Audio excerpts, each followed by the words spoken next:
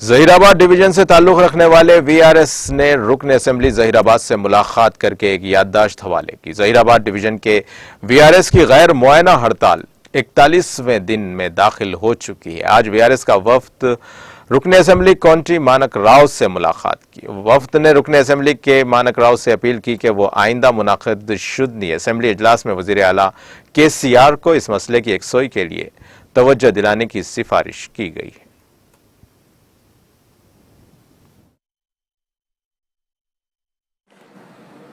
ముందుగా మీడియా మిత్రులకు ధన్యవాదాలు। ఈరోజు రాష్ట్ర వ్యాప్తంగా బీఆర్ఎల్ ధర్నాలు 41 రోజుకు చేరుకుంది।